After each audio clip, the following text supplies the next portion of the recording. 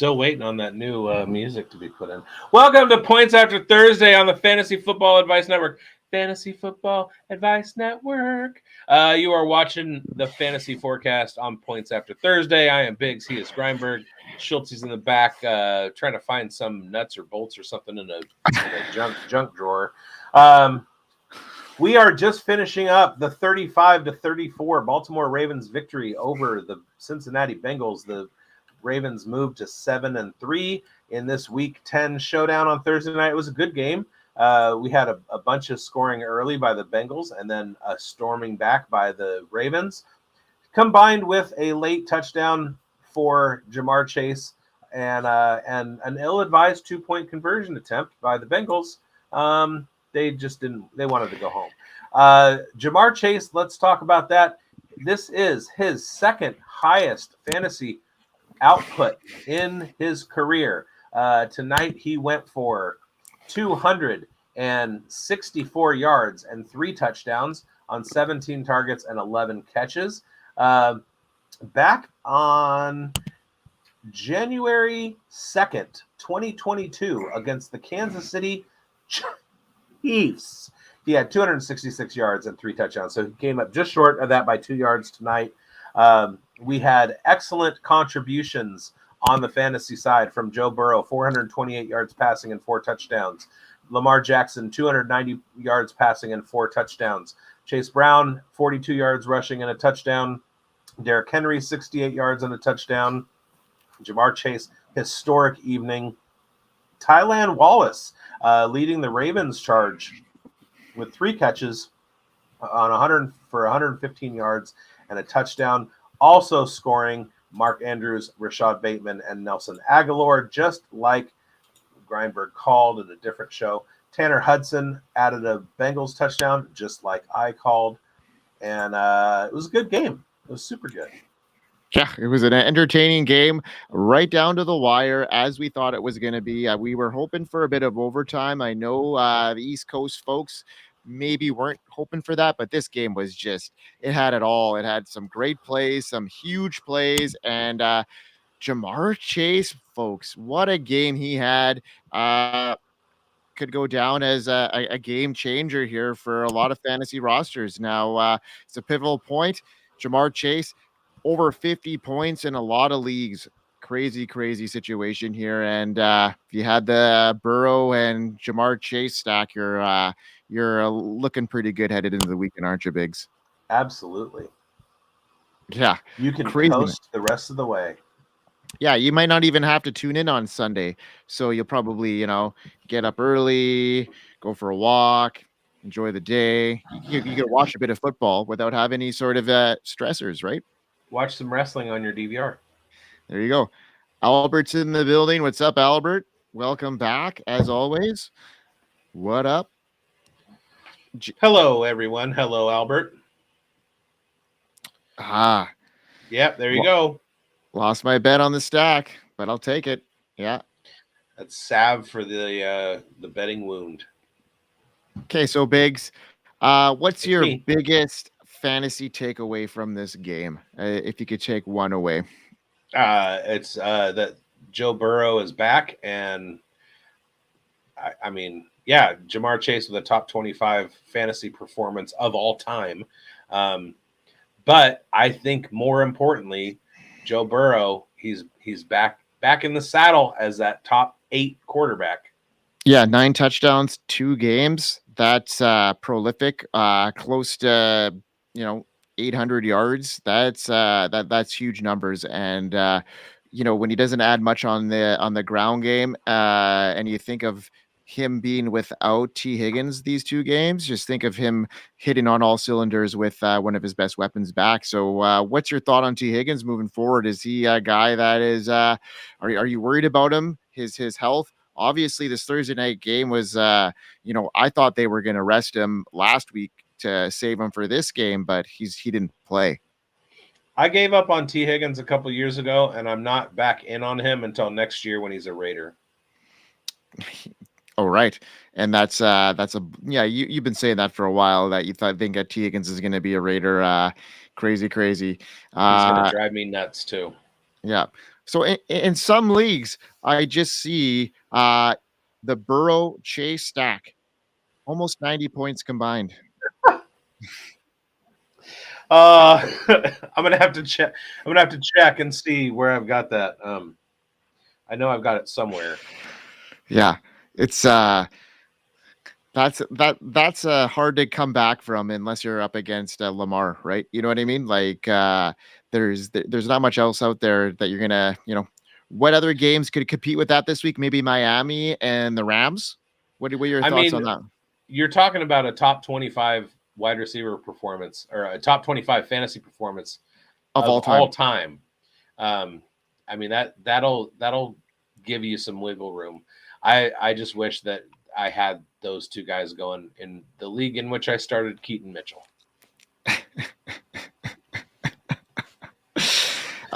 We got Corey in the chat here. He's asking if this might be the best Thursday night game ever.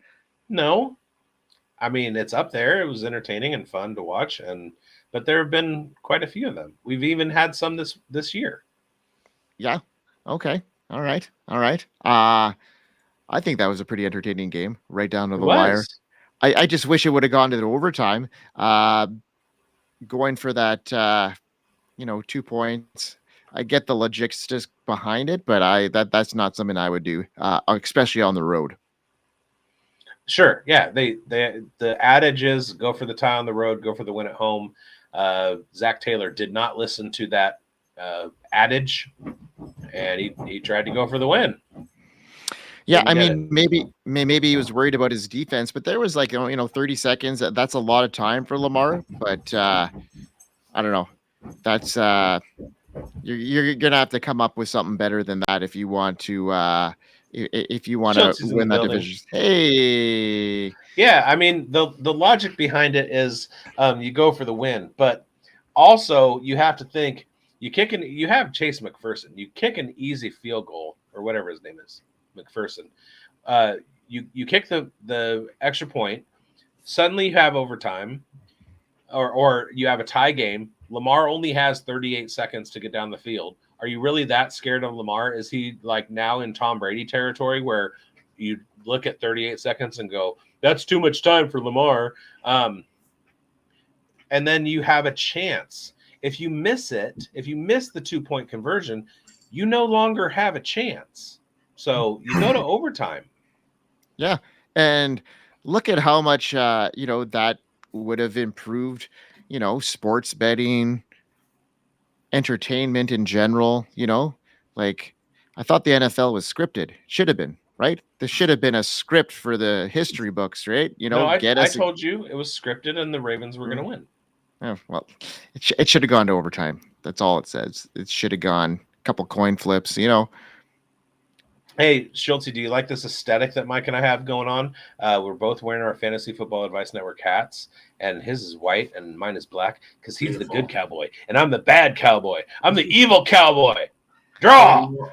So what would you rather? The game ends on that, and he gets hit in the face and they don't call it, and people complain about that, or people complain about overtime rules? What? Joe Burrow got smacked in the face mask on that 2-point conversion. So we're going to have everybody complaining about the fact that didn't get called. So would you rather deal with that complaint or people complaining about overtime rules? I don't know. I mean, they called that roughing the passer, which looked pretty clean.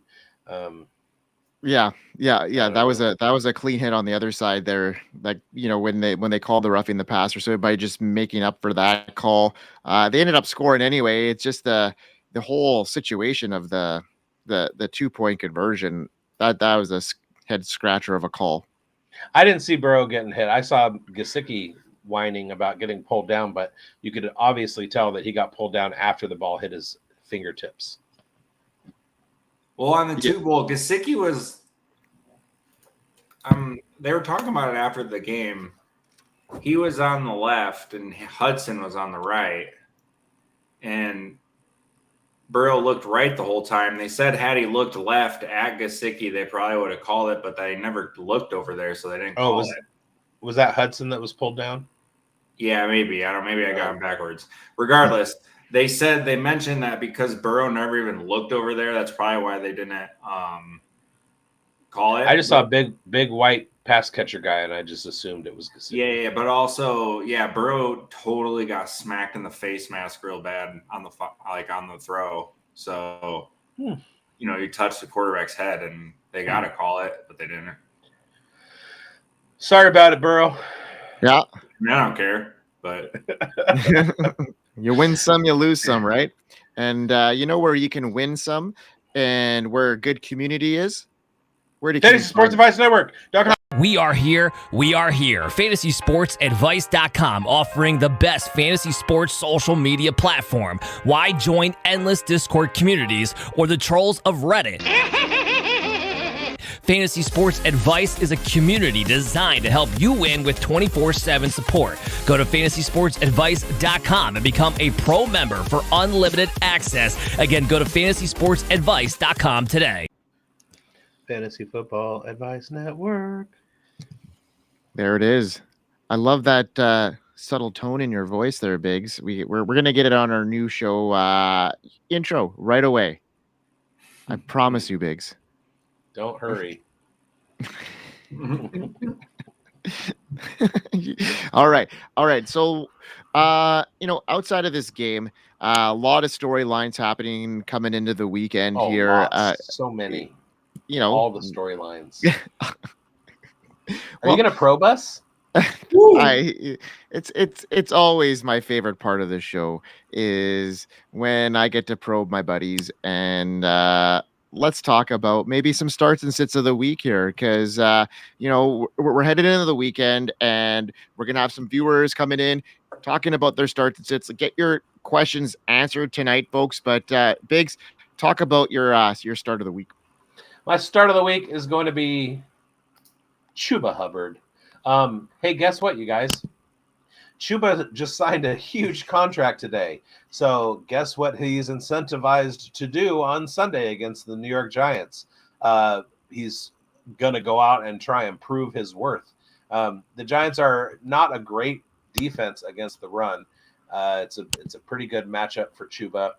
And in fact, the New York Giants allow a league mid 16 points per game to running backs. That's notwithstanding a touchdown upside. So look for a 15 to 23 point game for Chuba Hubbard and start him in all of your leagues.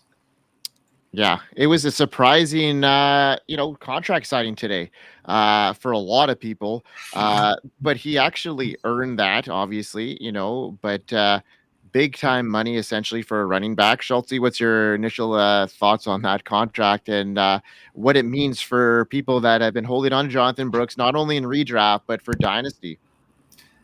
Well, as someone who does have Jonathan Brooks in a Dynasty, you're just it's not good. You just want to say a 4-letter word, That's all I wanted to say. But it's just such a weird strategy, team building wise, because obviously they're stuck on the Miles Sanders contract. They're not getting out of that. But then you invest in Jonathan Brooks and then sign Chuba Hubbard. I don't know. So right now you're locked up decent money contracts to 2 running backs, and then you just drafted a dude in the second round. I don't know what the hell they're doing. Yeah.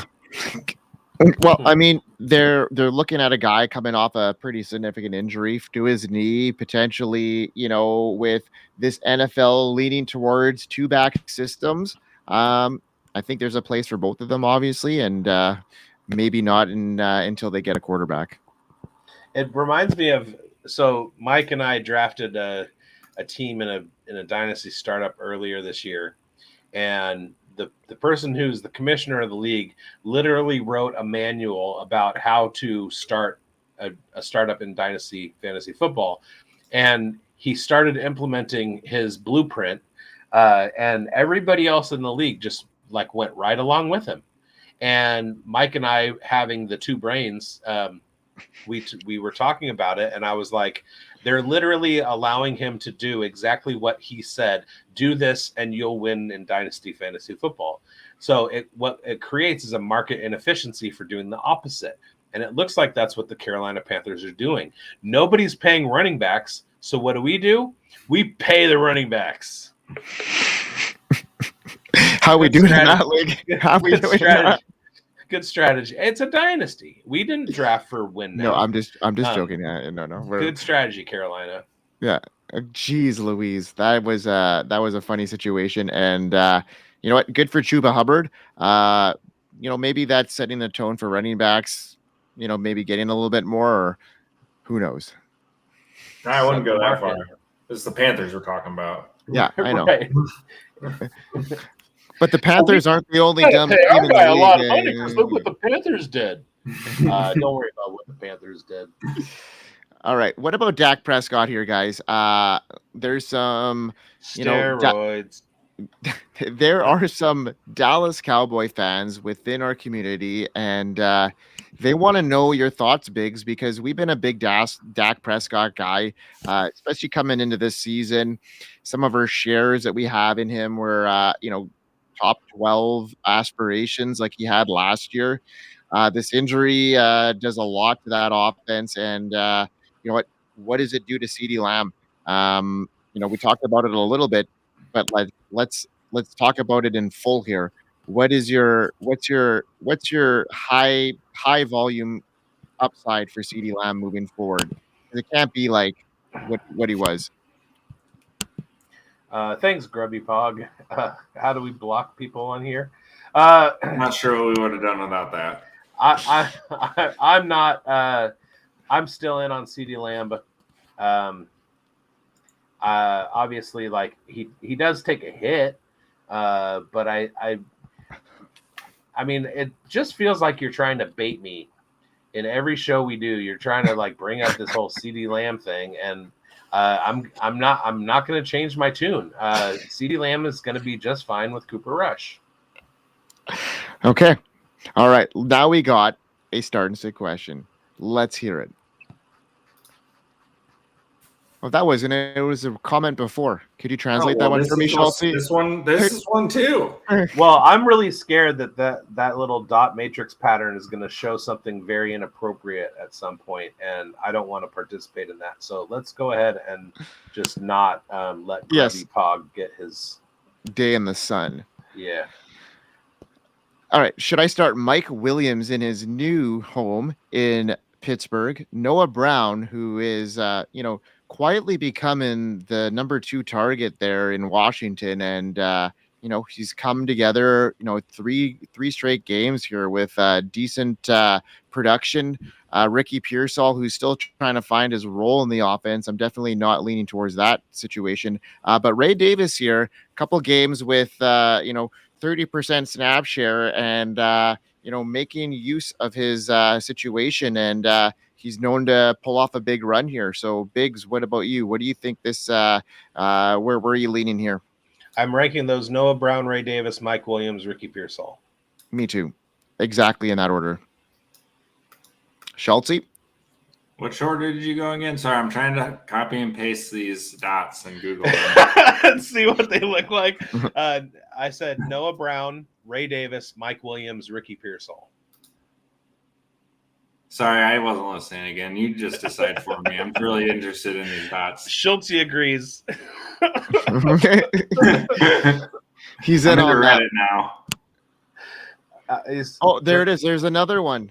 I know. This is what I'm saying. I'm very intrigued. Oh, no, George Floyd. What the fuck? What is? Sorry. Yeah. No. What is going on right now? And let's figure out how to block somebody. Right. Yeah. All right. Let's move on to some football talk here, folks. And Cook and Amari for Kamara, or Cook and Amari for Jones and Mostert. Cook and Amari. Hey, Shane Jacobs, thank you for watching and throwing your question out there. Is this in a redraft or in a dynasty league? Yeah, that's a good question. If this was a redraft league, I'd love the Kamara, side on this one. Pretty easily in my range. I'm not. I don't know. Amari Cooper has not been able. Yeah. It is redraft. Okay, so then, for me that would be Kamara. Oh, there it is. Yeah. I would do both of those, but I would want the Camaro one first. Likewise. Yeah, definitely give me Camara.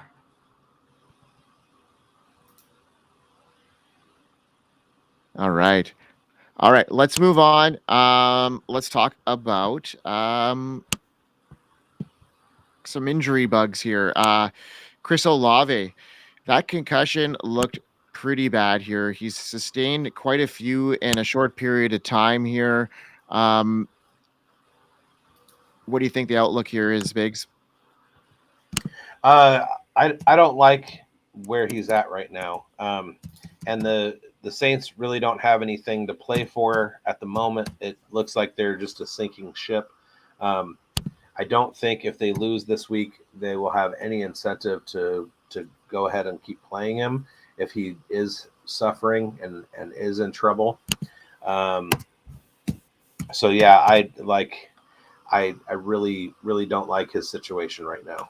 Yeah. This is where we need Marcus, but that was like one of those like really terrifying concussions. Like nobody plays the week after one of those, right?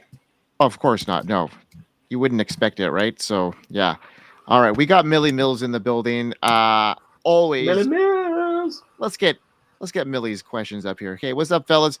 Najee or Mondre? Full PPR flex. Okay, that's a good question. Let me see what I have here as far as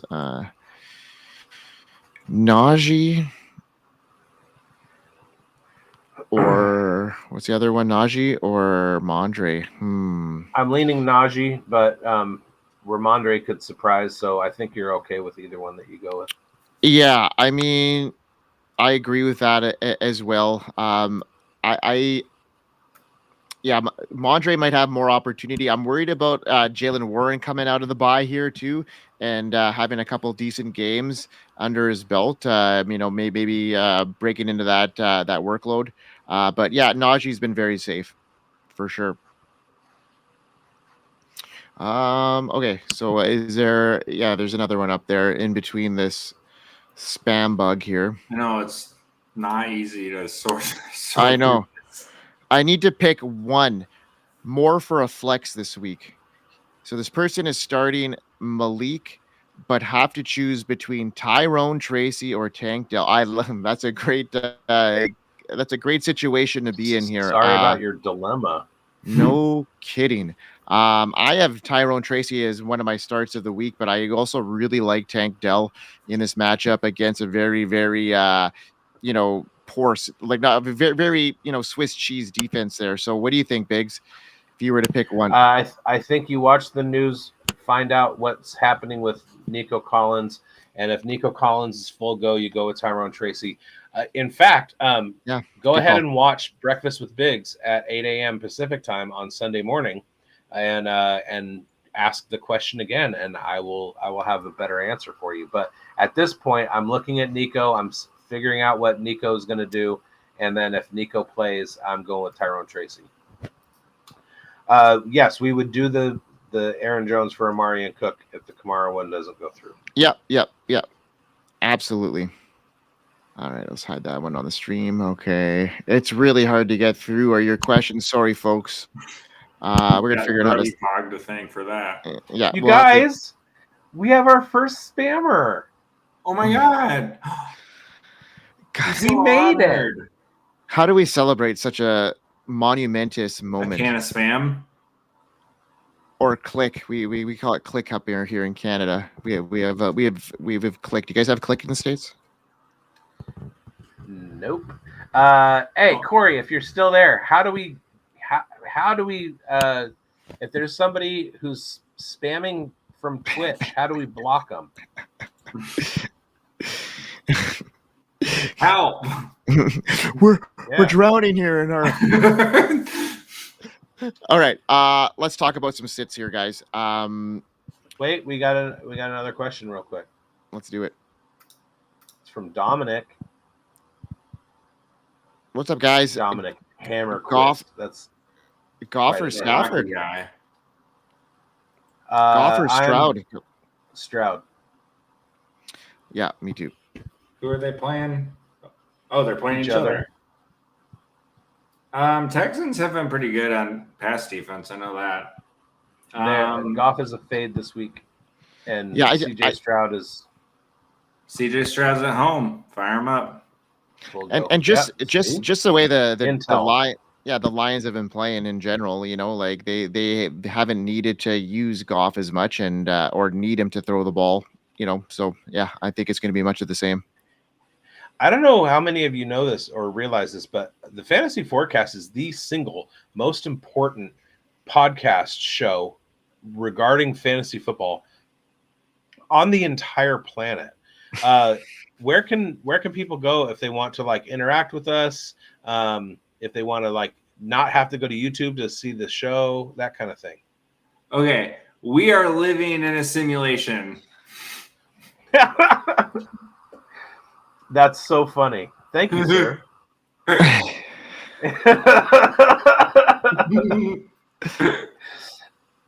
What is happening?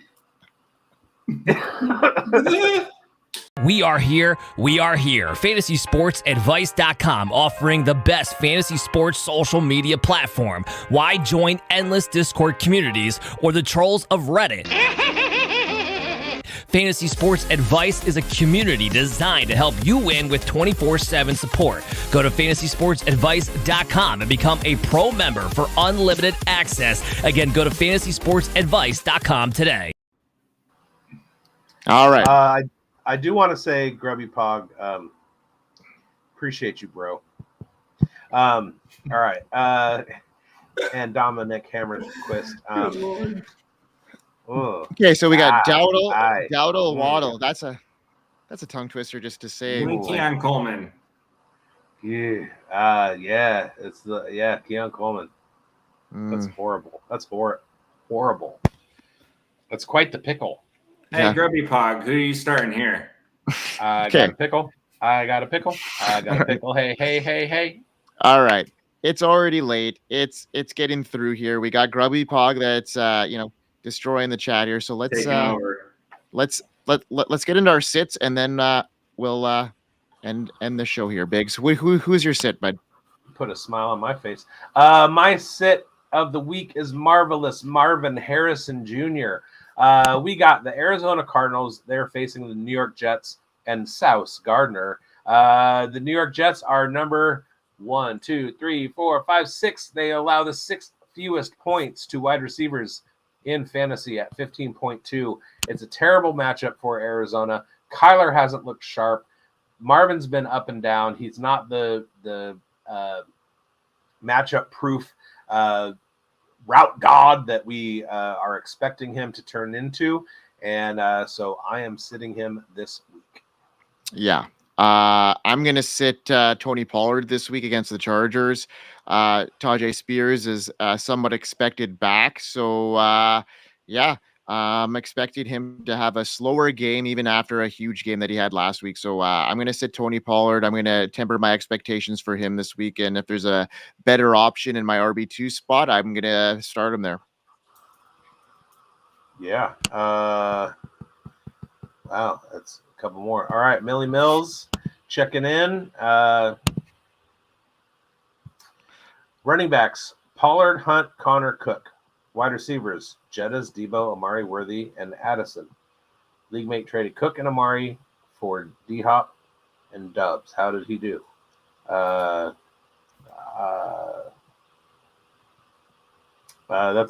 all player preference right there. Yeah. I mean, I like D-Hop out of all those guys. Well, Cook is Yeah, it's definitely. I'm gonna lean the D-Hop side.